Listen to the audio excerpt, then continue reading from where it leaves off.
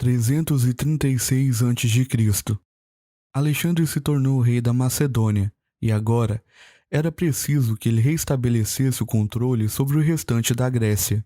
Sem perder tempo, ele convocou 3.000 homens da cavalaria e marchou em direção a Tessália.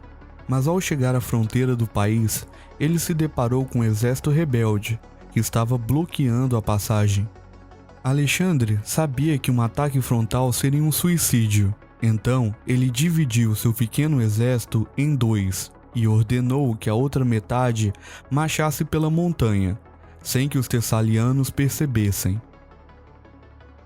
Eles acordaram no outro dia com a metade da força de Alexandre nas costas. Estando cercados, eles optaram por se render.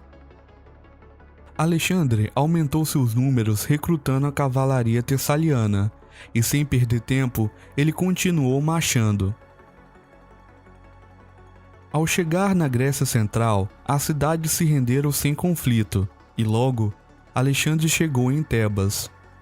Aqui, todos achavam que a história seria diferente, pois Tebas tinha tanto a vontade quanto a mão de obra para lutar.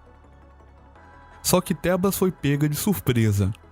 Eles não imaginavam que Alexandre poderia marchar tão rápido, e por não estarem preparados, eles optaram por se render.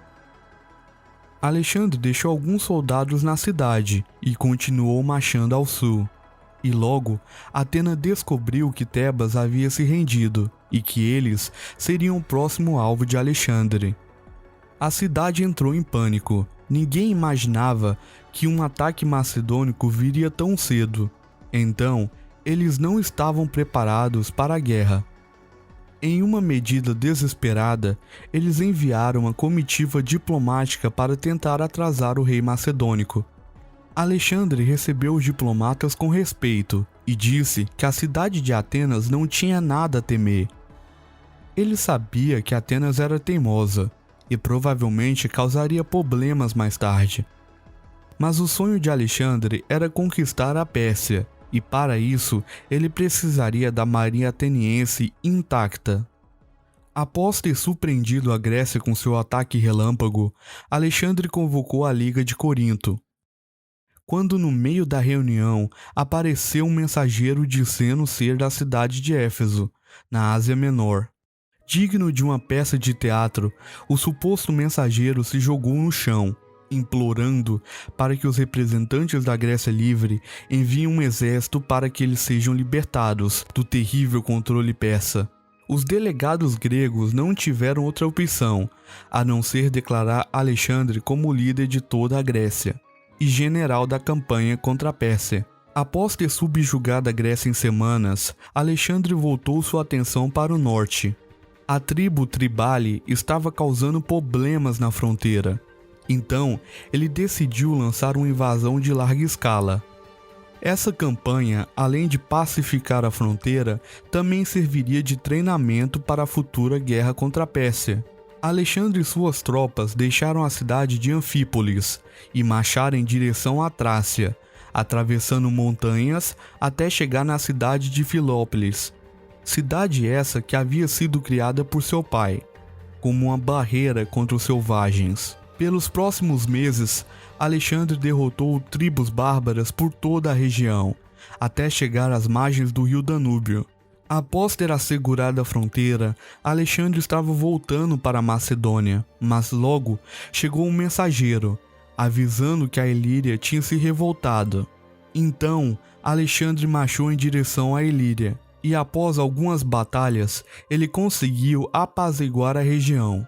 Mas logo chegou outra mensagem, dizendo que os estados gregos haviam se rebelado novamente, o que deixou Alexandre enfurecido, já que essas revoltas estavam atrasando a campanha contra a Pérsia. E como na rebelião anterior, Demóstenes era quem estava na vanguarda.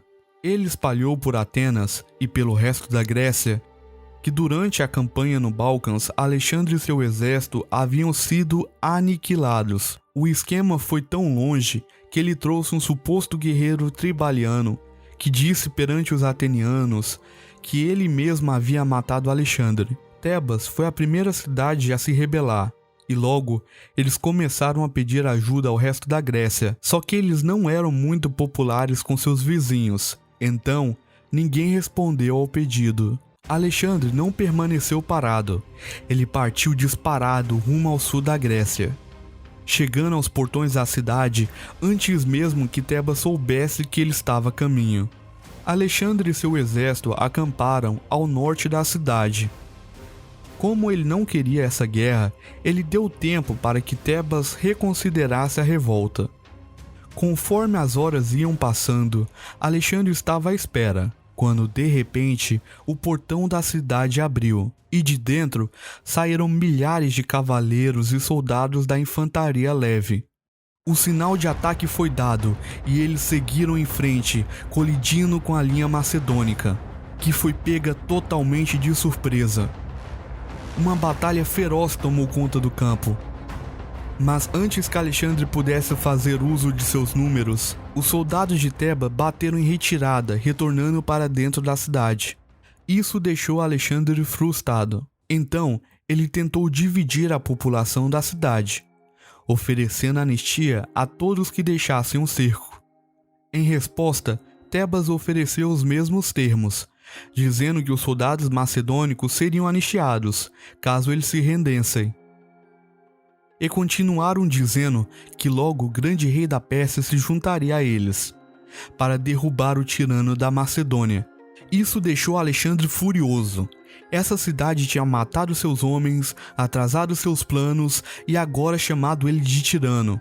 A citadela estava sob controle de uma guarnição macedônica, mas os defensores da cidade construíram uma muralha de madeira em volta. Além disso, eles colocaram suas melhores tropas, a cavalaria, entre a citadela e a muralha. Tebas sabia que havia ofendido Alexandre, então todos os homens estavam preparados para lutar até o fim.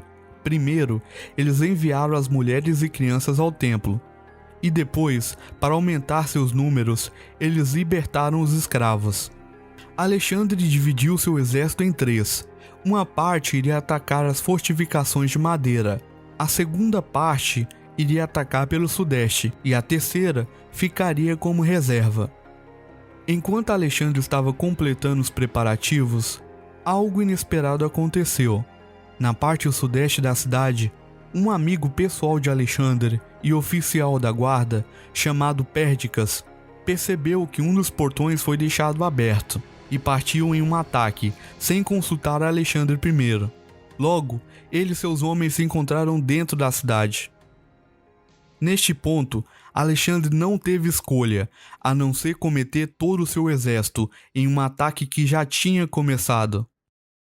Enquanto isso, Perdicas havia puxado fundo dentro da cidade, mas acabou sendo gravemente ferido. Mesmo assim, seus homens continuaram o ataque, indo em direção ao templo de Hércules.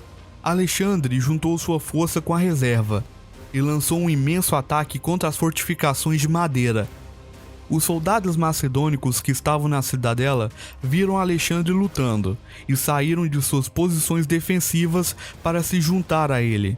O que aconteceu após isso foi uma mistura de bravura e carnificina, com gritos se espalhando por toda a cidade.